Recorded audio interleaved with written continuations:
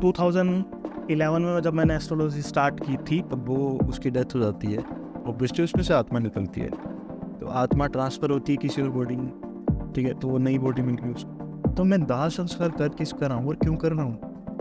Railway में 2 rail आपस में टकराई थी, अभी रिसेंट की बात है। तो इस तरह की स्थिति भी हम लोग प्रेडिक्ट कर सकते हैं। अगर किसी ने किसी पे द्वेष के साथ में ये तांत्रिक ऊर्जा एक्टिवेट, पहले बात तो अगर मिलते ही नहीं है, अगर मिल गया और वो एनर्जी आपने एक्टिवेट करी, 27 नक्षत्र, 12 राशियां, 9 ग्रह। First of all welcome Yash ji. पहली बात तो थैंक यू वेरी मच आपका टाइम देने के लिए हमको। अरे सर, आपने टाइम निकाला उसके लिए बहुत बहुत धन्यवाद आप सबको। और सबसे बड़ा धन्यवाद तो हमारे व्यूवर्स को जो हमको देख रहे हैं, आप सभी का बहुत बहुत धन्यवाद। Like, subscribe, comment. हाँ जरूर। अच्छा, एस्ट्रोलॉजी का जब टॉपिक चल ही रहा है, एक चीज़ जब आपने बताई कि ये रिलेटेड टू साइंस है, मैथमेटिक्स है, और फिर दूसरी चीज़ आप ये भी बता रहे हो कि इससे हम कुछ भी प्रिडिक्ट कर सकते हैं। भाई, जहाँ पे साइंस की बात होती है, मैथमेटिक्स की बात होती है, आज के ज़माने की अगर मैं बात करूँ तो तरह तरह के डिफरेंट टाइप ऑफ सॉफ्टवेयर है जो आपको हर चीज़ बता देते हैं साइंस और मैथ से रिलेटेड। क्यों एस्ट्रोलॉजी ऐसा है जो प्रिडिक्शन नहीं बता पा रहा है कि इंसान का करेक्टली? आप कभी देखो कोई ऐसा एआई टूल है क्या जो एकदम करेक्ट प्रिडिक्शन बता दे? ऐसा क्यों नहीं है? एआई टूल की आपने बात करी है, एआई टूल के पीछे जो कैलकुलेशन है भी कैलकुलेशन है, राइट? आप एक लैंग्वेज में टाइप कर रहे हो, उसको वो कन्वर्ट कर रहे हैं, और जो उसके सर्वर में है, सर्वर के बाहर से तो एआई आंसर करेगा नहीं आपको। एआई ने ऐसा डेवलप किया है क्योंकि उसके सर्वर के बाहर से वो निकाल के दे रहा नहीं दे सकता। एआई को भी सर्वर है। एस्ट्रोलॉजी के कैलकुलेशन की आप बात कर रहे हो कि कंप्यूटर सॉफ्टवेयर्स की बात की। सॉफ्टवेयर्स, आप जो डेट ऑफ बर्थ टाइम दोगे, जो कैलकुलेशन करने का प्रोसेस उसमें सेट है कि मेरे को विंशोत्तरी महादशा निकालनी है, अष्टोत्तरी महादशा निकालनी है, वर्षफल निकालना है, मुहूर्त निकालना है, वो फॉर्मूला सेट है उसके अंदर। उस फॉर्मूला के अकॉर्डिंग वो कैलकुलेशन लाके दे देगा। वो आपको ये लाके दे देगा कि सूर्य बुध का योग क्या करता है अगर आपकी हॉरोस्कोप में इस प्लेस पे है, क्योंकि उसमें वो प्रोग्राम में फीड किया है। और वो प्रोग्राम में कहाँ से फीड किया है? जिस भी सॉफ्टवेयर डेवलपर कंपनी ने, जिस भी एस्ट्रोलॉजर ने, या सॉफ्टवेयर डेवलपर कंपनी बोलूँगा मैं, तो उस कंपनी ने जो उसको लिख के दिया वो प्रेडिक्ट कर देगा। अगर मैं आपको बोलूँ कि आप अपने सिम्टम्स देख के मेडिकल स्टोर से भी ट्रीटमेंट करवा लेते हैं, तो एक एज एन एस्ट्रोलॉजिकल सॉफ्टवेयर है वो मेडिकल स्टोर है, उसमें आप अपने जवाब देइए। कैलकुलेशन अगर मैं भी बात करूँ तो मैं पहले हाथ से कैलकुलेट करता था। घटी, पल, भगोत, भायात, ये सारी चीज़ें एस्ट्रोलॉजी के अंदर आती है। ये सब क्या होता है? घटी पल? घटी पल ये होता है जैसे हमारे घंटा, मिनट, सेकंड्स चलते हैं, एस्ट्रोलॉजिकल जो घड़ी चलती थी, अगर आप कोणार्क का सूर्य मंदिर भी देखो तो वहाँ पे जो अभी G20 में भी उसको, वो सूर्य घड़ी है। ओके। तो उस घड़ी के अकॉर्डिंग जो भी गणनाएं चलती हैं वो घटी पल के अकॉर्डिंग चलती है। भगवत भयात होते हैं, ये भी कैलकुलेशन के अक्षांश, रेखांश, देशांश, जो होते हैं, बर्थ प्लेस भी आपका लिया जाता है, ठीक है, तो वो अक्षांश रेखांश को देखने के लिए लिया जाता है। तो वो जो कैलकुलेशन उस कंप्यूटर में फीड है, उस कैलकुलेटर के अकॉर्डिंग हम लोग पहले हाथ से कैलकुलेशन करते थे, कैलकुलेटर का यूज़ करते थे, जोड़ बाकी गुणा भाग कैलकुलेशन से करते थे, तो उसमें टाइम बहुत लगता था। अगर एक हॉरोस्कोप अगर आप मेरे को दो अभी कि आप इसका हाथ से कैलकुलेशन करो, तो बेसिक चार्ट, या जो आज एक कंप्यूटर स्क्रीन पे 10-12 चार्ट एक साथ आ जाते हैं, या डीपर से डीपर कैलकुलेशंस महादशा की आ जाती है, वो हाथ से निकालने में एटलीस्ट 1 दिन का टाइम ही लगता है, जो पूरा एक पर्सन की कुंडली के अकॉर्डिंग। ठीक है। और आज का जनरेशन ना तो पेशेंस है उतना कि वो उतना वेट करे, और ना उतना पे करता है कि वो उतना टाइम एस्ट्रोलॉजर निकाले, तो वो कैलकुलेशन निकालता है। अब हर एस्ट्रोलॉजर का अलग अलग सॉफ्टवेयर्स पे अलग अलग फेथ है। अगर आप बात करो आज के एस्ट्रोलॉजिकल, बहुत सारे मार्केट में सॉफ्टवेयर है, फ्री सॉफ्टवेयर्स भी है, जो आपको बेसिक कैलकुलेशन निकाल के दे देंगे। बट उन बेसिक कैलकुलेशन के अंदर जो एस्ट्रोलॉजी का चार्ट निकालना है, उस कैलकुलेशन क्या करना है, वो आपको सही मिल जाएगा, पर महादशा के अंदर अलग अलग सॉफ्टवेयर्स में अलग अलग अंतर आता है। वो क्यों आता है? क्योंकि उनकी गणना कौन से सॉफ्टवेयर में किस सॉफ्टवेयर इंजीनियर ने किस कैलकुलेशन मेथड से की है, वो डिफरेंस हुआ। तो ट्रस्टवर्दी जो सॉफ्टवेयर है हर अलग अलग एस्ट्रोलॉजर का वो प्रैक्टिसेस पे भी होता है कि मैं कौन सा सॉफ्टवेयर फ्रेंडली हूँ, ठीक है, लाइक यूज़र बेस कि वो कौन से सॉफ्टवेयर फ्रेंडली है, तो वो कैलकुलेशन करते हैं। अब रही बात प्रेडिक्शन की, तो प्रेडिक्शन वो उसमें जितना फीडेड है वो उतना ही बता पाएगा। वो आपको 360 प्रकार के योग आप उसमें फीड कर दोगे, ग्रहों की दृष्टि आप फीड कर दोगे, वो ही प्रेडिक्शन कर पाएगा। वो एक सारांश दे देगा कि भाई राहु के ये गुण होते हैं, राहु की महादशा अगर आपके यहाँ पे चल रही है तो राहु ये फल भूत करेगा, और वो आप पे उसके अलावा कितने इफेक्ट है। आज हम इस एक रूम में बैठे हैं, इस रूम में 13 लाइट्स लगी हुई हैं। उन 13 लाइट से मेरे शरीर पे कौन सी लाइट कितना इम्पेक्ट कर रही है वो कैलकुलेट मैं कर पाऊंगा, ठीक है, या एक इंजीनियर कर पाएगा कि भाई आप पे इन लाइट्स 13 लाइट्स का कितना इम्पेक्ट आ रहा है, कौन सी लाइट का कितना फोकस आपके चेहरे पे है, उस लाइट का कहीं दूसरी जगह शेडो तो बन ही रहा है, उस शेडो को कौन सी लाइट कवर कर रही है। सपोज आपके जस्ट ऊपर एक लाइट लगी हुई है, उसका शेडो आपका बॉडी पे बन रहा है, तो आपके लेफ्ट और राइट साइड की जो लाइट्स हैं वो आपके उसके शेडो को कितना कम कर रही है, 100% कम कर रही है, 50% कम कर रही है, 80% कम कर रही है, 90% कम कर रही है। तो ये जो कॉम्बिनेशन आपकी लाइफ में है, 9 ग्रह हैं, उसकी कौन सी लाइट कितना आपके लाइफ को इम्पेक्ट कर रही है, पॉजिटिव कर रही है, नेगेटिव कर रही है, नेगेटिव कर रही है तो उस नेगेटिविटी को कौन सी दूसरी लाइट है जो पॉजिटिविटी में कन्वर्ट कर रही है। ये कैलकुलेशन आपको एस्ट्रोलॉजर ही बता पाता है, और उसकी कंसल्टेंसी, एस्ट्रोलॉजिकल कंसल्टेंसी, आप इसको प्रेडिक्शन आप बोल रहे हो, कंसल्टेंसी में क्या होता है, वन वे कंसल्टेंसी नहीं होती है। कंसल्टेंसी में होता ही यही है कि 2 वे कम्युनिकेशन हो, मैं आपसे बात करूँ, आप मेरे से बात करें, उस टॉपिक को लेके हम डिस्कस करें, देन उसके रिजल्ट पे जाएं। 15 सेकंड 15 मिनट की चैट या 10 मिनट की चैट से मैं आपका प्रेडिक्शन मैं तो नहीं कर पाऊंगा सर। आपने जब कैलकुलेशन की बात करी कि हम ये कैलकुलेट करते हैं, एस्ट्रोलॉजी में जब आप प्रेडिक्ट कर पा रहे हैं कोई भी, अच्छा एस्ट्रोलॉजी क्या हम दुनिया के किसी भी काम में यूज़ कर सकते हैं? कहाँ मतलब इसका एप्लीकेशन कहाँ पे है, किस लेवल का एप्लीकेशन है? एस्ट्रोलॉजर आपकी लाइफ में, एस्ट्रोलॉजर या एस्ट्रोलॉजी आपकी लाइफ के अंदर क्या इम्पेक्ट करता है उसका एक मैं छोटा सा एग्जांपल देता हूँ। हम इस रूम में बैठे हैं, बाहर के वेदर का हमको कोई नॉलेज नहीं है अभी, ठीक है? आप बाहर जा रहे हैं, आपको नहीं पता कि धूप आने वाली है या बारिश आने वाली है या सब मौसम रहने वाला। एस्ट्रोलॉजर आपको कैलकुलेशन करके ये बता सकता है कि रजत जी बाहर अभी बारिश आने वाली है, आपको इस टाइम पे छाता लेके बाहर जाना चाहिए। एस्ट्रोलॉजर या तांत्र विद्या उस बारिश को नहीं रोक सकती, वो आपकी लाइफ में एक अम्ब्रेला का काम करेगी, एक छाता का काम करेगी कि आप ना भीगो। और उस अम्ब्रेला के अंदर भी अगर आप भयंकर, जितनी कम बारिश होगी उतने ज़्यादा बचोगे, और जितनी ज़्यादा बारिश होगी तो आपको एस्ट्रोलॉजर ये गारंटी नहीं दे सकता कि आप भीगोगे नहीं। भीगना तो होगा थोड़ा बहुत, बट एक वो छाता नहीं होने से जितना आप भीगोगे और एक थोड़े छींटे ही आपको लगेंगे, एस्ट्रोलॉजर वो काम करता है। और हमारी मेंटलिटी भी यही होनी चाहिए कि एक एस्ट्रोलॉजर और एस्ट्रोलॉजी हमारी लाइफ के अंदर कितना इम्पेक्ट कर सकती है और उसका हमारी लाइफ में कितना यूजेस होना चाहिए। ये इसी चीज़ से होना चाहिए कि मैं ये चाहूँगी एस्ट्रोलॉजर मेरे पास में है, बहुत सफल एस्ट्रोलॉजर है, प्रेडिक्शन 100% है, वो बारिश बंद कर देगा। नहीं सर, वो बारिश बंद नहीं करेगा, वो आपको छत्ता ही प्रोवाइड करेगा जिससे आप सेफली अपने गंतव्य तक पहुँच जाओ। एस्ट्रोलॉजर मार्गदर्शक का काम करता है, मार्ग बनाने का काम नहीं करता है, और एस्ट्रोलॉजी भी यही काम करती है। मार्ग के अंदर खड्डे हैं, कौन से टाइम पॉजिटिव है, कौन सा टाइम नेगेटिव है, किस टाइम पे आपको किस चीज़ से बचाव रखना चाहिए, वो प्रेडिक्शन करता है, वो कम्प्लीटली नहीं करता है ये चीज़।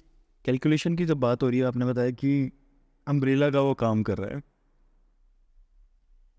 मान के चलिए मुझे कोई बिजनेस स्टार्ट करना है, जी क्या मैं तब भी आपसे एक कंसल्टेंसी ले सकता हूँ इस चीज़ पे? ज़रूर। और जब मैं कंसल्टेंसी आपसे ले रहा हूँ कैलकुलेशन के तौर पे, मैंने बिजनेस करना है, एक ऐसी चीज़ का बिजनेस करना है जो मेरे सामने भी प्रेजेंट है या बाद में कहीं और है।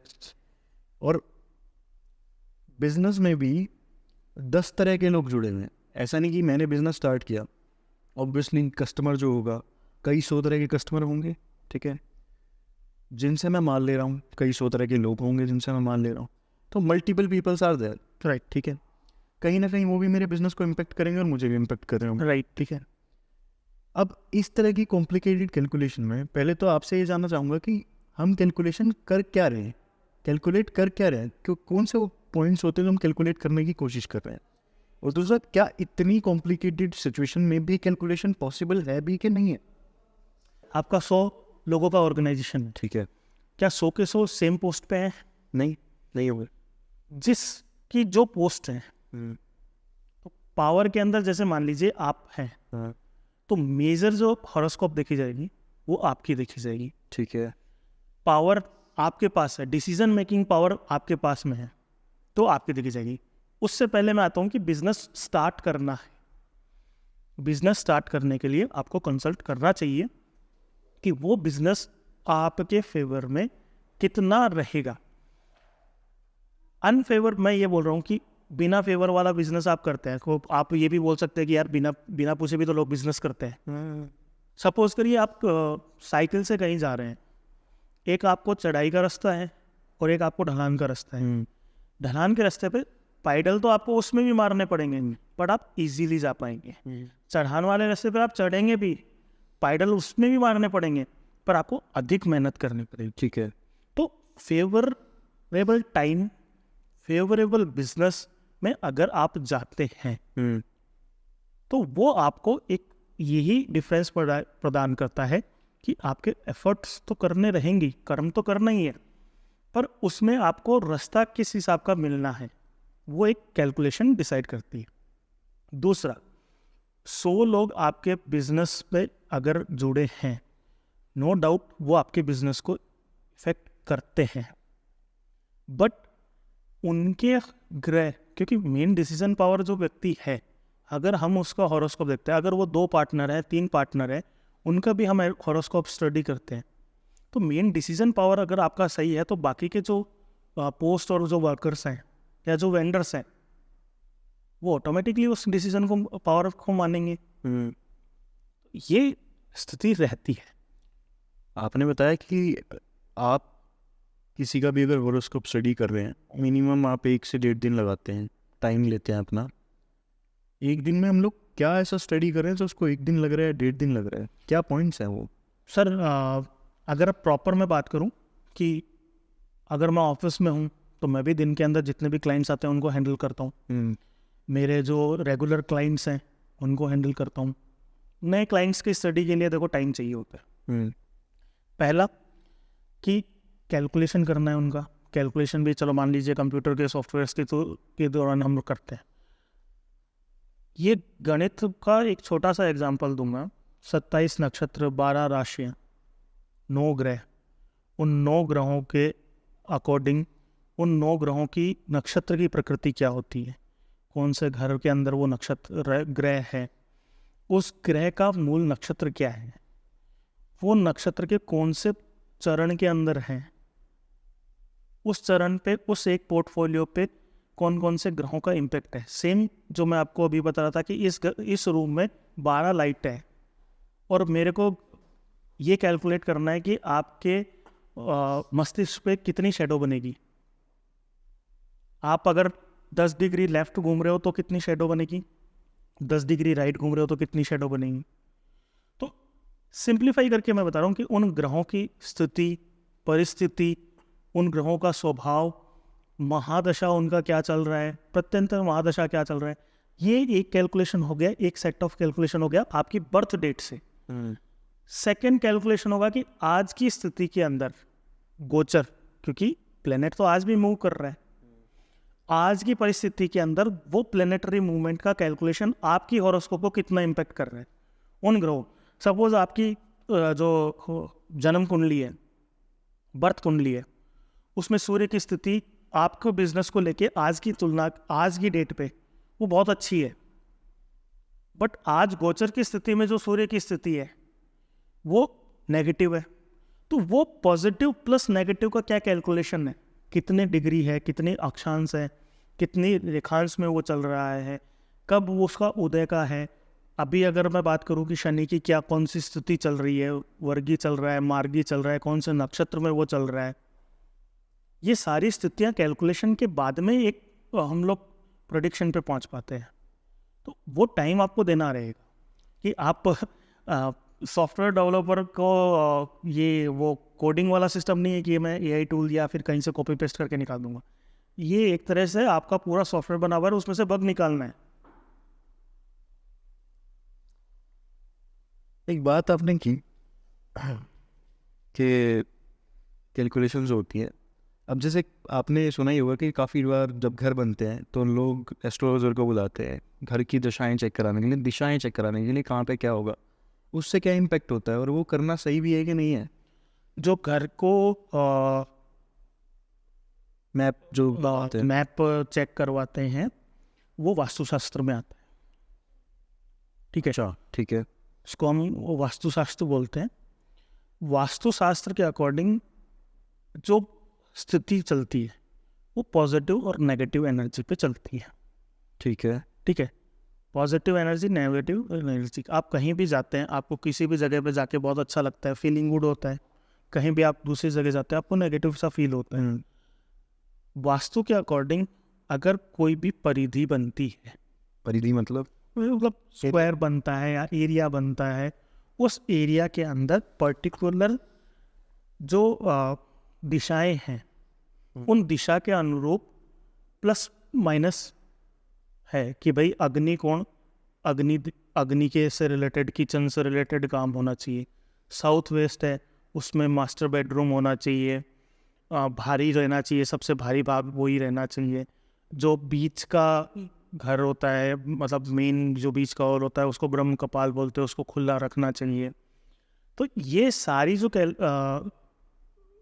कैलकुलेशन है, इसमें घर का गेट कौन से दिशा में, कौन से स्क्वायर में होना चाहिए। कि अगर आप एक दिशा गेट निकालते हैं तो पूरा जो अलग अलग दिशा होती है उसको 8 भागों में विभाजित करते हैं, डिवाइड करके उस जितना दूरी का वो लंबाई होती है उसको 8 भाग में डिवाइड करके कौन से दिशा में कौन से भाग में गेट खुल सकता है, कितने भाग का गेट खुल सकता है, वो सारे उन एनर्जीज के अकॉर्डिंग होता है। बात करूँ उसको मैं देवताओं से रिलेट कर सकता हूँ कि वास्तु पुरुष है, वास्तु पुरुष के अकॉर्डिंग ये देवता का वास इस घर में यहाँ स्थान निर्धारित किया हुआ है, दूसरे का पूजा घर का स्थान यहाँ निर्धारित किया हुआ है। ये निर्धारण उस स्थिति के अकॉर्डिंग ही होता है। जो पुरुष जहाँ पे स्थित है उन दिशा उसके अंदर करने से हमको एक वही है फील गुड वाली जो स्थिति है, पॉजिटिविटी की स्थिति है। क्योंकि घर एक ऐसी स्थिति है जहाँ पे हम अपने जीवन के जो क्षण व्यतीत करना चाहते हैं वो सुख शांति से व्यतीत करना चाहते हैं, अच्छे से रहना चाहते हैं। अब उस चीज़ को हम कितना भी वाइडर क्षेत्र में ले जा सकते हैं, कितना भी सूक्ष्म क्षेत्र में ले जा सकते हैं। इम्पैक्ट की स्थिति कितनी रहती है वास्तुशास्त्र की, ज्योतिष की, कि भाई मैं ज्योतिष को ठीक करूं, मेरी ग्रह दशा को ठीक करूं या मैं वास्तु को ठीक करूं। तो इसका सीधा सा एक फॉर्मूला ये है कि मैंने बताया कि आपका पॉजिटिव टाइम चल रहा होता है ना, तो आपका 80% पॉजिटिव टाइम चल रहा है, 10, 20, 30% अगर आपको नेगेटिव एनर्जी इम्पैक्ट कर रही है तो आप उसको इम्पैक्ट नहीं मानते। सेम एज लाइक कि आपकी 1 लाख रुपए सैलरी है और आपका 5,000 रुपये एक्सपेंस ऐसे ही चला गया, आपको कोई फ़र्क नहीं पड़ेगा कि यार ठीक है चलो कोई बात नहीं। लेकिन अगर आपकी सैलरी 15,000 है तो उसमें अगर आपका 5,000 एक्सपेंस ऐसा ही चला गया, इम्पैक्ट। वो बहुत इम्पैक्ट रहेगा। तो छोटी चीज़ें भी होती हैं, पर अगर टाइम और टाइम के अकॉर्डिंग नहीं चल रहा होता है, फेवरेबल टाइम मैं बोल सकता हूँ, वो नहीं चल रहा होता है, तो ये छोटी छोटी चीज़ें भी अपने को बहुत ज़्यादा इम्पेक्ट कर। कभी आपके साथ ऐसा हुआ है कि आपने क्लाइंट को, किसी को अपने प्रिडिक्शन दिया हो और वो उसके लिए काफ़ी पॉजिटिव हुआ हो? तो कोई एक ऐसी इंटरेस्टिंग स्टोरी अगर आपके क्लाइंट से आपको मिली हो? बहुत सारे क्लाइंट्स से ये पॉजिटिव स्टोरीज मिलती हैं, और स्पेसिफिकली अगर आप कैलकुलेशन बेस पे जाते हैं तो बहुत आपको ये खुशी बहुत होती है एक प्रेडिक्शन करना, और उससे सोर्स ऑफ इनकम आपका रहता है। बट जब आपका क्लाइंट आपको आके सामने से बोलता है कि सर आपने ये बोला था और ये बहुत अच्छा हुआ, तो मैं अर्ली 2011 में जब मैंने एस्ट्रोलॉजी स्टार्ट की थी तो कंसल्टेंसी करते थे, तो होता भी यही है कि भाई कंसल्ट कर लेते हैं हम, फीडबैक नेगेटिव होता है तो बहुत जल्दी देते हैं, पॉजिटिव होता है तो नहीं देते हैं। ठीक है, तो ये हर जगह की स्थिति है, हर बिजनेस की स्थिति है, अगर आप कहीं भी फीडबैक फॉर्म अगर आप रोल आउट भी करोगे तो आपको नेगेटिव वाले जो फीडबैक्स है ना वो बहुत जल्दी मिलेंगे कि सर नहीं ऐसा नहीं हुआ, आपने ऐसा कहा था, ऐसा नहीं हुआ। अगर जोमेटो में मैं ऑर्डर करूँ नेगेटिव है तो नेगेटिव फीडबैक बहुत ज़्यादा होते हैं। तो पॉजिटिव फीडबैक की ये स्थिति है कि मैं जब 2011 में एज एन प्रोफेशनल एस्ट्रोलॉजर मैंने ज्वाइन किया था, तो एक कैलकुलेशन, बहुत टिपिकल कैलकुलेशन आई थी कि और ये बहुत टिपिकल भी होता है कि सर मेरी वाइफ प्रेग्नेंट है तो लड़का होगा या लड़की, और हमको लड़की प्रेफर है, और जेंडर में बिलीव नहीं करते, बट नॉर्मल आम जनता की आप बात करो तो अगर लड़का है तो लड़की चाहिए और लड़की है तो लड़का चाहिए, ये एक इन जनरल थिंग है। तो ये कैलकुलेशन मेथड है, ये भी कैलकुलेट किया जा सकता है जी, क्योंकि आप एस्ट्रोलॉजी को अगर सिंपल वे में समझना है ना एस्ट्रोलॉजी को, तो आप अपने बॉडी स्ट्रक्चर और अपने आप को और अपने नेचर को समझिए। अच्छा, तो ये एक बातचीत थी, लड़की तो उनको ये था कि भाई हमको बेबी गर्ल ही चाहिए क्योंकि ऑलरेडी है, और आज के अगर गवर्नमेंट रूल्स एंड रेगुलेशन मानो तो वो बहुत ही अच्छे गवर्नमेंट एम्प्लॉय थे, बड़े पोस्ट पे थे, तो कैलकुलेशन ऐसा था उस टाइम पे। और तो ये उनकी प्रेगनेंसी के आफ्टर 6 मंथ की बात है। क्या मैंने कहा कि अगर कैलकुलेशन की बात करें तो प्रेफरेबल बेबी गर्ल ही है। तो वो बात नॉर्मल उन्होंने पूछी और मैं भी व्यस्तता के कारण उनसे नहीं मिल पाया। फिर जो मेरा ट्रैवलिंग था, उस ट्रैवल के दौरान मैं उस एरिया में गया हुआ था, तो मैं ना तो एरिया डिस्क्लोज करूँगा ना मैं क्लाइंट का नाम करूँगा। तो उन्होंने बहुत अच्छे गिफ्ट्स और वो सब मेरे सब मिलने आए और गिफ्ट्स वगैरह लेके आए। तो मैंने कहा कि अचानक ऐसा कैसा क्या हुआ? बोले सर वो ऐसा ऐसा बोला था आपने और आज वो बिटिया हुई थी और ऐसा। तो वो फीडबैक जो, क्योंकि अर्ली डेज में अब तो वो चीज़ की आदत हो जाती है, बट वो अर्ली प्रोफेशन के अंदर आपको ये पॉजिटिव फीडबैक, पॉजिटिव हो रही थी चीज़ें, ऐसा नहीं कि लोगों के साथ वो चीज़ प्रेडिक्शन मैच नहीं हो रही थी, बट वो फीडबैक नहीं मिलता था। अच्छा, पर वो जब फीडबैक मिला तो बहुत अच्छा लगा कि यार हाँ चलो अपन ने एक कैलकुलेशन किया, उस कैलकुलेशन के अकॉर्डिंग, क्योंकि वो क्लाइंट भी नए थे। जैसा मैं आपको बता रहा हूँ, केस स्टडी होनी चाहिए एक एस्ट्रोलॉजर के पास में, एक पर्टिकुलर पर्सन की, वो केस स्टडी भी नहीं थी मेरे पास में। तो विदाउट केस स्टडी अगर वो कैलकुलेशन गई तो खुद पे एक बिलीव भी होता है। तो ये एक स्टोरी थी। तो मैं आप कभी प्रिडिक्शन मेजर लेवल पे गलत होते हैं? हाँ होते हैं। और उसमें फिर आप क्या करते हैं? फीडबैक मेजर लेवल पे प्रेडिक्शन गलत होते हैं, मैं इसे बिल्कुल डिनाई नहीं करता, और प्रेडिक्शन मेरा भी गलत हुआ है, मैं ये नहीं बोल सकता कि गलत नहीं होते। हाँ, कैलकुलेशन के अंदर गड़बड़ थी, ये माना जाता है, और सही में कैलकुलेशन में गड़बड़ निकली। जब उसका डीपर स्टडी किया गया तो कैलकुलेशन में गड़बड़ थी। एक मैं यही स्टोरी बताना चाहूँगा। मैं एक बार आसाम विजिट पे था, तो वहाँ पे मैं एक क्लाइंट्स के साथ में बैठा था, और जैसा कि मैं बात कर रहा हूँ कि हम लोग थोड़ा बहुत केस स्टडी से रिलेटेड बातचीत करते हैं कि सर इस टाइम पे ऐसा टाइम चल रहा था, फेवरेबल टाइम, इस टाइम पे कुछ पॉजिटिव हुआ, ये टाइम थोड़ा सा नेगेटिव था, deny deny deny deny deny, नहीं ऐसा नहीं, ऐसा नहीं।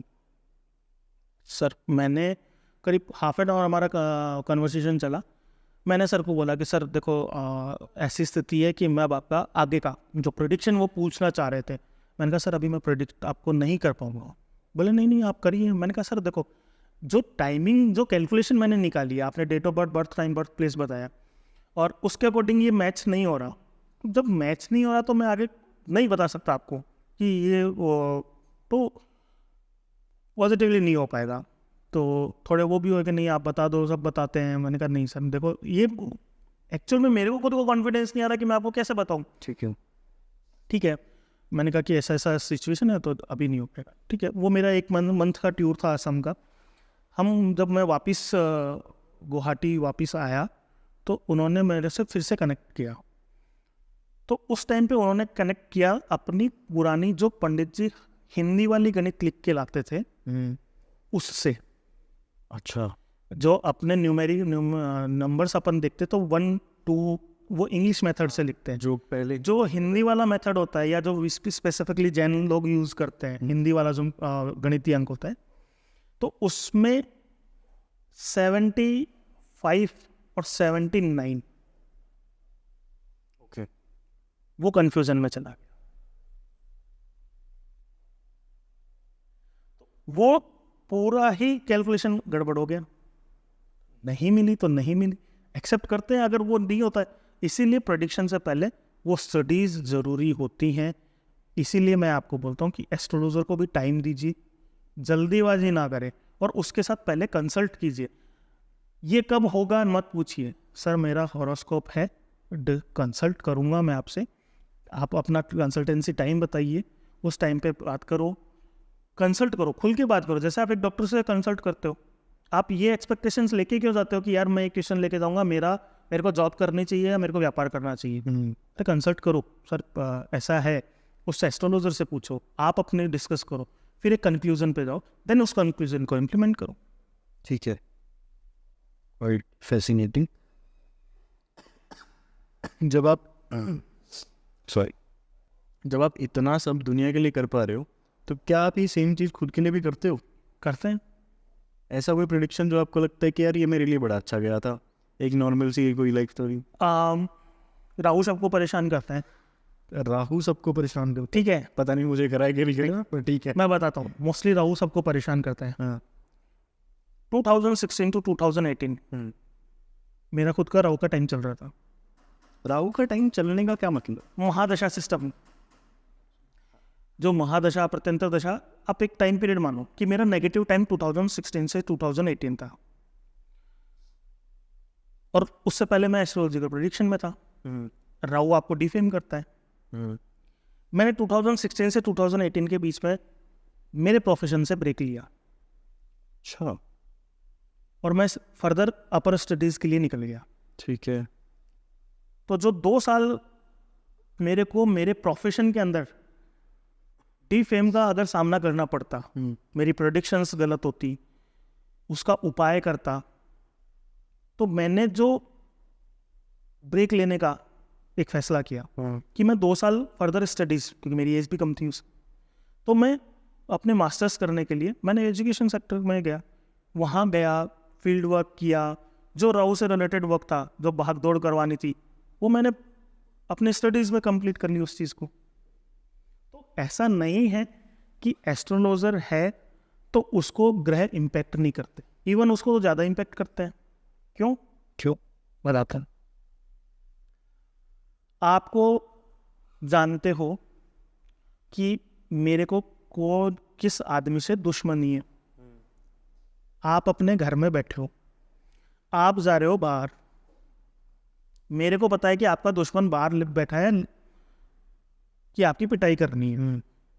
ठीक है, मैं देख के आया हूँ आपके घर के बाहर कि वो बंदा आपके घर के बाहर चक्कर निकाल रहा है, जैसे ही आप बाहर निकलोगे वो आपकी पिटाई करेगा। ठीक है, ठीक है, मैं अंदर आपको बोला रजत भाई आपकी पिटाई करने के लिए वो बंदा बाहर बैठा है, आप इधर से ना जाना, उधर से निकल जाना।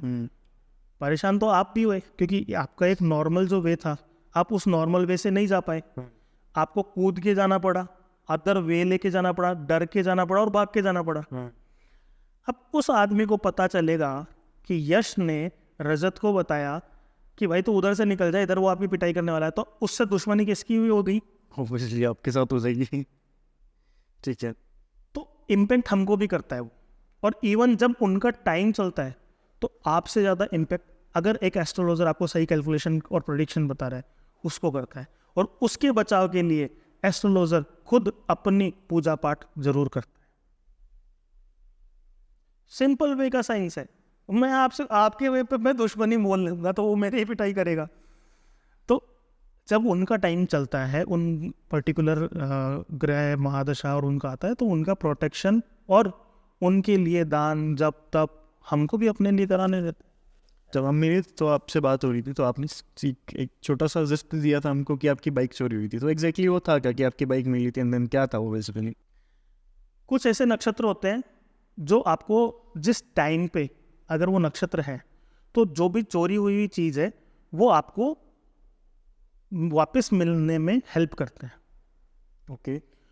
कुछ नक्षत्र ऐसे होते हैं जो चोरों को हेल्प करते हैं, ठीक है, और कुछ नक्षत्र है वो न्यूट्रल है। ठीक है।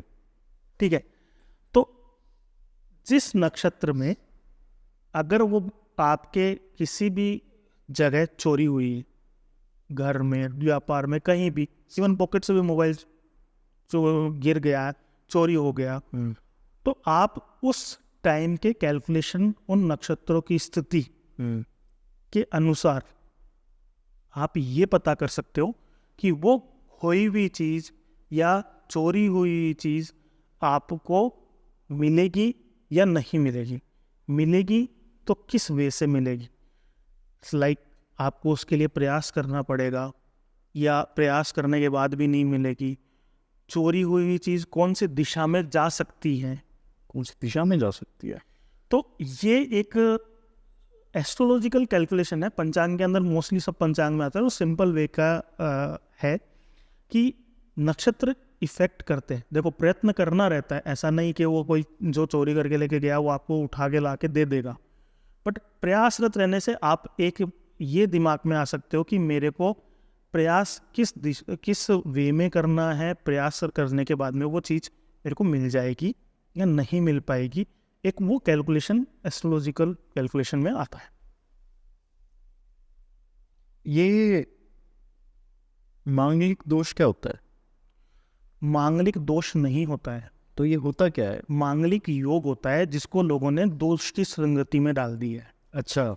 मांगलिक ये होता है कि मंगल के जन्म पत्रिका में पर्टिकुलर प्लेसेस होते हैं जहाँ पे मंगल पावर में ज़्यादा रहता है। समझ गए आप? इससे होता क्या है? बता दो। मंगल ब्लड और एनर्जी से रिलेटेड है ह्यूमन बॉडी में, ठीक है। और अगर आपकी हॉरोस्कोप में मंगल प्रबल स्थिति में है या पावरफुल स्थिति में है तो आपके अंदर भी वो एनर्जी हाई लेवल पे रहेगी। ठीक है। ठीक है, अब हाई लेवल की एनर्जी है, दूसरे हाई लेवल की एनर्जी अगर आपके पास में आई तो आप उसके साथ मैच करोगे। अगर दूसरे पर्सन की हाई लेवल की एनर्जी नहीं है तो आपकी एनर्जी उनकी एनर्जी को पॉइंट करेगी, ठीक है, या डैमेज करेगी। सिंपल वे में मैं आपको एक सिंप्लीफाई करता हूँ। इलेक्ट्रिसिटी की 11,000 किलोवाट की जो लाइन है उसको आप अगर आपको आगे कनेक्ट करना है तो या तो 11,000 किलोवाट वाली लाइन में ही कनेक्ट करोगे। अगर उसको चेंज करना है तो आप ट्रांसफार्मर यूज करके देन उसका एनर्जी चेंज करके आप यूज करोगे। सेम वही होता है। मांगलिक योग वाले जो प्लेसेस वाले जो जातक होते हैं या जो व्यक्ति होते हैं उनका स्पेसिफिकली जो विवाह है, जो उनकी विवाह की जो स्थिति बनती है वो सेम एनर्जी वाले लड़का या लड़की के साथ में होती है। अगर सेम एनर्जी वाले लड़का या लड़की के साथ में नहीं होती है तो ट्रांसफर, जो मैंने आपको बताया, ट्रांसफर जो लगा के हम एनर्जी चेंज करते हैं, तो उन स्थिति में जैसे राहु केतु ये जो ग्रह होते हैं जो पावरफुल स्थिति बनाते हैं उनके साथ हो सकती है, या फिर नॉर्मल जन्मपत्री हो कि भाई लड़का भी मांगलिक नहीं है, उन पावरफुल प्लेसेस पे मंगल की स्थिति नहीं है, सेम लड़की में भी वो पावरफुल प्लेसेस की स्थिति नहीं है, तो वो सही होता है। इम्पैक्ट अगर मांगलिक और नॉन मांगलिक का किया जाता है तो दो जगह इम्पैक्ट मेजरली पड़ता है।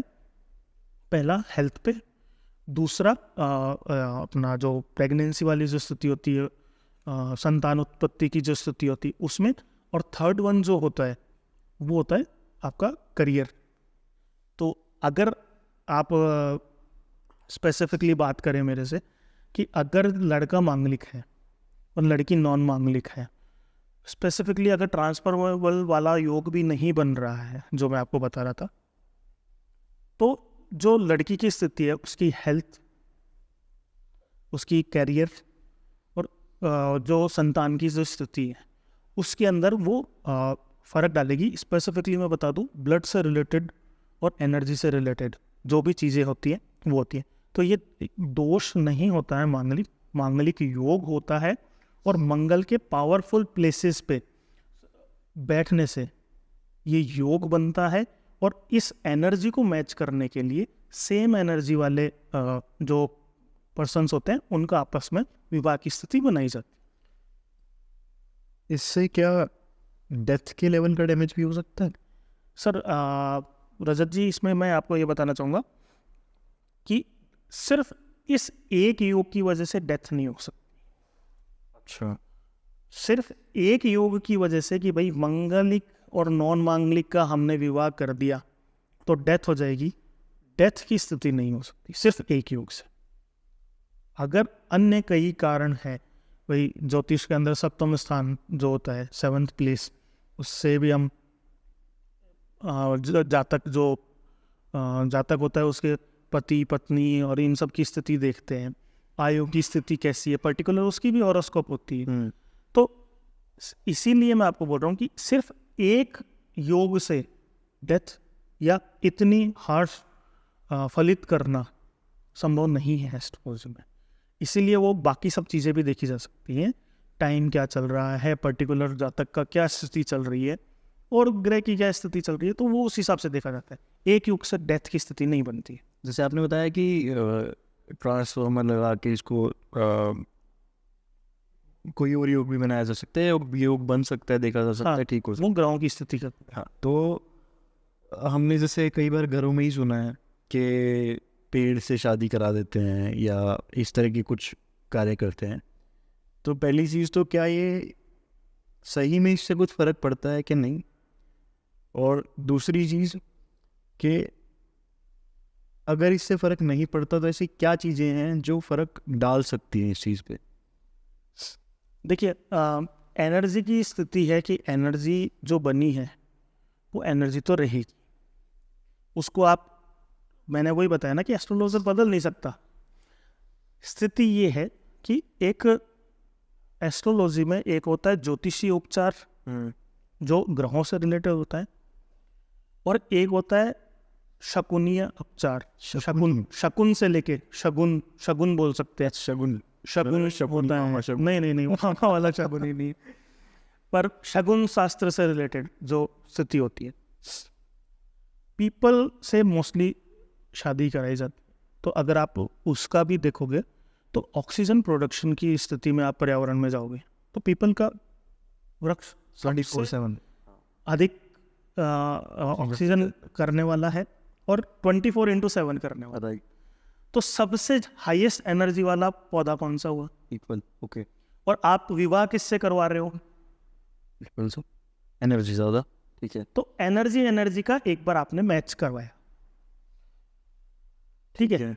मंत्रोच्चार जो होता है, जो मंत्र आप बोलते हो, साइंटिस्ट ने भी अभी कुछ दिन पहले मैंने एक आर्टिकल पढ़ा था कि ओमकार की ध्वनि हमारे ब्रह्मांड में सुनाई देती है, ठीक है। तो ओम अगर डिटेक्ट कर रहे हैं तो बाकी के मंत्र भी हैं, और हम जो बोल रहे हैं, हमारे शब्द कभी खत्म नहीं होते, वो ब्रह्मांड में रहते हैं। तो मंत्रोच्चार जो उस पीपल के पेड़ से हम विवाह कराते हैं, या ये जो एक विधि है, वो इसके अंदर एनर्जी से एनर्जी मैच करवा के और फिर ये स्थिति बनाई जाती है। पर 100% आप ये देखो कि वो शादी हो गई तो 100% वो एनर्जी भी उतनी मैचेबल नहीं है। हाँ, आप उस योग को दान तप जप से 50 to 60% कम कर सकते हो, बट आप ये सोचो कि यार ये सब मैंने कर दिया, अब 100% इम्पैक्ट चला गया, वो नहीं हो। एक आपसे चीज़ पूछनी थी, बड़ी सीरियस चीज़ है ये। यूजुअली मैंने काफ़ी सारी ऐसी कहानियाँ सुनी हैं जिसमें काले जादू को लेके बात होती है जी, तो क्या काला जादू होता भी है? मतलब मैंने लोगों से ये तो सुना है कि किसी ने किसी पे काला जादू किया तो उसके घर में ऐसी ऐसी परिस्थितियाँ बन गई कि डेथ तक की बात हो गई है। तो क्या सही में काला जादू होता है? नेगेटिव एनर्जी होती है सर। एनर्जी नेगेटिव और पॉजिटिव दोनों होती हैं। उस एनर्जी को आप किस एनर्जी को एक्टिवेट करना चाहते हो और उस एनर्जी को एक्टिवेट करने की कौन सी विधियां हैं, उनसे आप उसको एक्टिवेट कर सकते हो। इम्पैक्ट क्या होगा, कैसे होगा, कब होगा, ये जिस पे आप इम्पैक्ट करने जा रहे हो उसके टाइम पे भी करेगा कि वो कितना स्ट्रांग है। कि आपने एक, सपोज करो, एक नॉर्मल एग्जांपल दे रहा हूँ कि आपने एनर्जी प्रोड्यूस की, उस एनर्जी नेगेटिव एनर्जी को आप किसी दूसरे नेगेटिव एनर्जी वाले पे आप इम्पैक्ट डालना चाह रहे हो। अगर उसके पास में, खुद के पास उससे ज़्यादा पॉजिटिव एनर्जी है तो वो इम्पैक्ट उतना नहीं करेगी। नेगेटिव एनर्जी होती है सेम वही कि पॉजिटिव एनर्जी को आप कितने अपने साथ में रखते हो, किस हिसाब से आप उनका पूजा पाठ करते हो। सेम जो नेगेटिव एनर्जी है उनको एक्टिवेट करने की विधियां हैं, उनको आप कितना इम्पैक्ट। बट प्रकृति का रूल है कि गर्मी में अगर आप एसी चलाओगे अपने रूम को ठंडा करने के लिए तो आउटर यूनिट बाहर उतनी ही हीट प्रोडक्ट करेगी। ठीक है। तो अगर आप किसी को नेगेटिव एनर्जी आप प्रोवाइड करा रहे हो तो वही नेगेटिव एनर्जी आपको भी उतना ही इम्पैक्ट करेगी आपके टाइम पे। अगर आप किसी को पॉजिटिव एनर्जी दे रहे हो तो वो पॉजिटिविटी आपके साथ भी जाती है, वो नेगेटिव एनर्जी अगर आप दोगे तो वो नेगेटिव एनर्जी आपके साथ भी आएगी। बैलेंस चेंज नहीं होगा।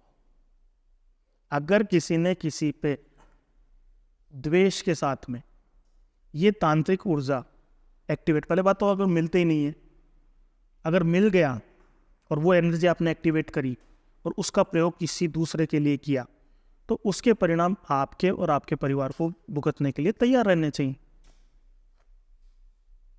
क्या एस्ट्रोलॉजी में हम ये चीज़ भी कहीं ना कहीं सही कर सकते हैं या इस पे मतलब पॉजिटिव एनर्जी की तरह रिफ्लेक्ट कर सकते हैं इसको? एस्ट्रोलॉजी के अंदर आपको ये बता सकते हैं, जैसे मेरा पहला कन्वर्सेशन हुआ था, कि आपका जो घर है जहाँ पे दीवार बनी हुई है, पक्की दीवार है, वहाँ पे अगर कोई पत्थर मारेगा तो आपके घर के अंदर वो पत्थर नहीं आए, बट कांच का शीशा लगा हुआ है आपकी विंडो पे, आराम से आएगा पत्थर। और वहाँ पे उस विंडो के सामने आप खड़े हो और वहाँ से अगर पत्थर आया तो वो आपको इम्पेक्ट करेगा। तो एस्ट्रोलॉजर आपको ये बता सकता है कि अभी आपका जो टाइम चल रहा है वो ईंट पत्थर से बनी हुई मजबूत दीवार का चल रहा है या अभी कांच की विंडो का चल रहा है। तो अगर कांच की विंडो का चल रहा है तो अपने जो एस्ट्रोलॉजर है उनसे बात करिए कि इस टाइम को हम कैसे पॉजिटिवली निकाल सकते हैं और उसके इम्पैक्ट को कितना कम कर सकते हैं। आपने लाल किताब के बारे में सुना है? जी सुना। क्या होता है ये लाल किताब? लाल किताब एक उपाय का बुक है जिसके अंदर ज्योतिषीय उपचारों का जो वैदिक स्थितियाँ होती है, वैदिक मंत्रोच्चार होते हैं, स्थितियाँ होती हैं, ग्रह, उसके सब्स्टिट्यूट्स बोल सकता हूँ, सब्स्टिट्यूट उपाय जो फैंसी। सपोज कि अगर आपको कोई परेशानी आ रही है नौकरी में, तो आप अपनी माता जी के चरण को दूध से धोइए, उसका तिलक लगाइए और आप जाइए। तो रिलेवेंस देखो इतना लगा नहीं कि इन उपायों से, आपने पढ़ी है वो? बहुत पहले पढ़ी थी और लॉजिक नहीं मिला, अच्छा। तो मैंने उसके उपायों में भी जाने में दिलचस्पी नहीं दिखाई और किया भी नहीं, क्योंकि ये जब लाल किताब का जो बूम आया था वो 2007 से लेके और 2013 के बीच में आया था। एक तो उस टाइम पे दो चीज़ें बहुत प्रचलित हुई थी, एक तो लाल किताब और एक लाल धागे। हाँ। तो ये दो की चीज़ें उस टाइम पे बहुत प्रचलित थी। ज्योतिष का मेन कैलकुलेशन या जो शास्त्र हमारे संस्कृत की जो साहित्य है, उसकी एक खूबसूरती यही रही है कि या तो उसको कोई जानने वाला है या उसको कोई नहीं जानने वाला है। बीच का रास्ता संस्कृत के अंदर नहीं आया और ना ही शास्त्र में आया।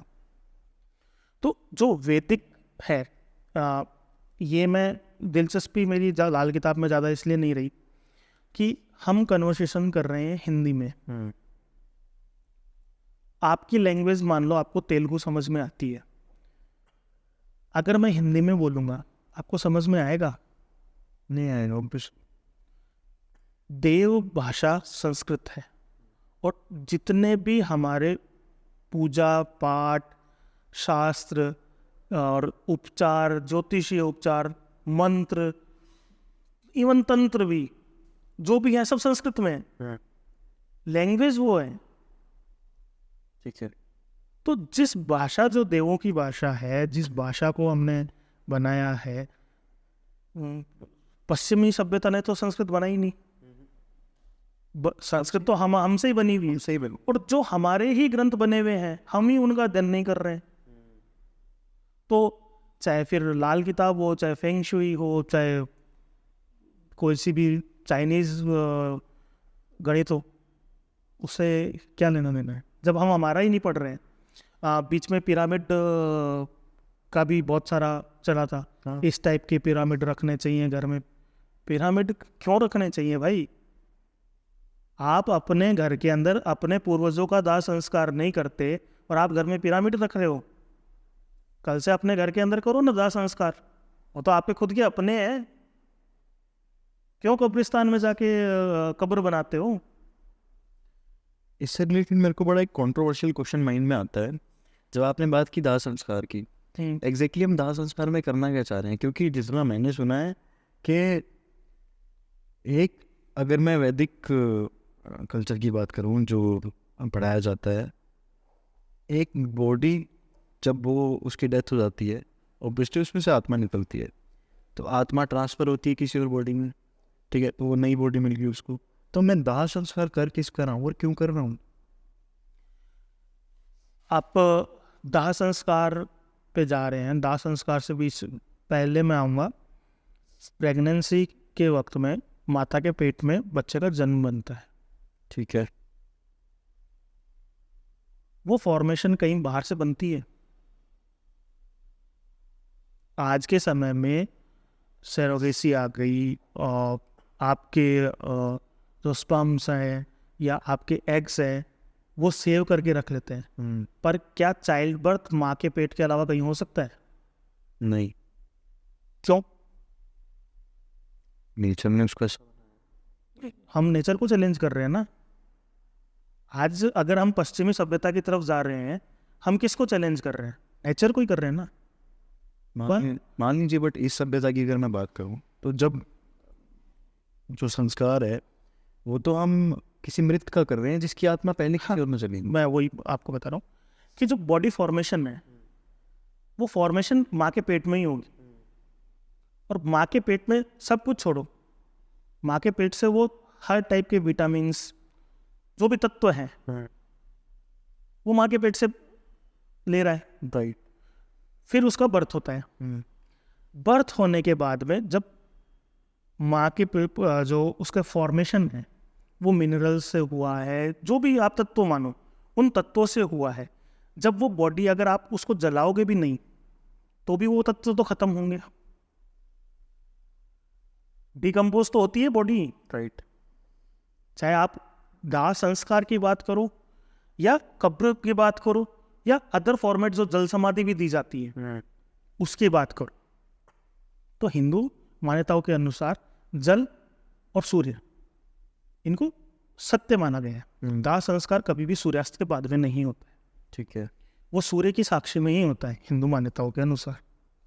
वो क्यों होता है कि सूर्य, हम रहे ना रहे, सूर्य है और सूर्य वर्षों से है, तो उसकी साक्षी में हम इस जो देह इस मिली है उस देह का संस्कार हम कर रहे हैं, यानी जो पंच महाभूत से जो शरीर बना था वो वहां से अपने अपने तत्वों में विलीन, लाइक जल, जो थल का हिस्सा है, आकाश हुआ, अग्नि हुआ, तो इसलिए वो संस्कार की श्रेणी में आता है कि ये एक लास्ट स्थिति है। जैसे हमारे 16 संस्कार होते हैं उसमें से ये अंतिम संस्कार जो सबसे अंत का होता है वो है। अगर किसी स्थिति के अंदर माना जाए कि भाई हिंदू धर्म के अंदर ये दाह संस्कार अग्नि और जल समाधि के रूप में किया जाता है, तो अगर मैं बात करूं अदर धर्मों, दूसरे जो धर्म है उसमें जमीन के नीचे की जो स्थिति होती है, कब्र की स्थिति होती है, या क्रिश्चियन समाज के अंदर भी वो वही स्थिति होती है, तो वो डीप कंपोज वाली स्थिति के अंदर आती है। तो विरक्त तो कर ही रहे हैं, विघटन तो शरीर का करना ही है, चाहे अग्नि से करो, चाहे भूमि से करो, चाहे जल से करो, विघटन की तीनों स्थितियां पूरा।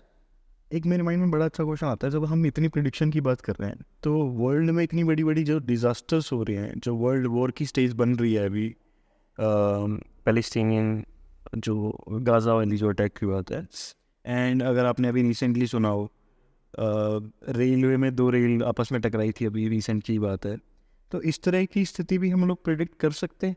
सर इस स्थिति के लिए गवर्नमेंट ने कौन सा एस्ट्रोलॉजर को अपॉइंट कर रखा है? पर यह क्या है की जा सकती है? जी आप अपॉइंट करिए, मैं तो खुद बोल रहा हूँ, मेरे को एक परिवार ले लो, मैं उस परिवार की एस्ट्रोलॉजी करता रहूँगा और हर एक पल की चीज़ बताऊँगा। इस कैलकुलेशन में आप जितना डीप जाओगे उसकी उतनी ही प्रेडिक्शन आपको मिलेगी, सेम वैसे ही जैसे इसरो ने चंद्रयान 3 की प्रेडिक्शन लैंडिंग की थी। अब समझिए कि एक जब रेल चल रही है, दोनों आपस में रेल टकराई मान लीजिए, उससे पहले रेल आराम से चल रही है, जो माल फंक्शन हुआ वो उस पर्टिकुलर रियल टाइम में हुआ। आप कैसे वो रियल टाइम के माल फंक्शन को कुछ टाइम पहले कैलकुलेट कर सकते हैं? एक रेल एक्सीडेंट हुआ, हाँ, कितने सारे नहीं हुए? नहीं हुए ना? नहीं हुए। क्यों नहीं हुए? किसी कैलकुलेशन की वजह से ही तो नहीं हुए ना। तो जिस कैलकुलेशन में गड़बड़ी हुई उसी वजह से वो कैलकुलेशन पे एक्सीडेंट हुआ। तो जिस कैलकुलेशन से अगर आप एक्सीडेंट निकाल रहे हो, मैंने इसका मतलब ये भी है ना कि आप को मैं एक कटिंग दिखाना चाहूँगा। मेरे जो पूज्य दादाजी हैं उनकी पुण्यतिथि के ऊपर मनमोहन सिंह जब फर्स्ट टाइम प्रधानमंत्री बने थे तब किसी ने सोचा नहीं था कि मनमोहन सिंह प्रधानमंत्री बनेंगे। ठीक है, मैं आपको वो कटिंग भी दूंगा। मेरे दादाजी की पुण्यतिथि पे मेरे पिताजी ने प्रेडिक्शन की थी और बाकायदा पेपर में, दैनिक भास्कर पेपर में पब्लिश है कि अटल, उसका टाइटल मैं बता रहा हूँ आपको, कि अटल, आडवाणी और सोनिया इस बार प्रधानमंत्री नहीं होंगे, कोई नया चेहरा बनेगा।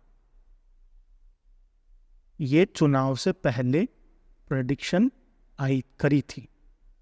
तो जब ये प्रेडिक्ट कर सकते हैं कैलकुलेशन, तो क्यों नहीं कर सकते?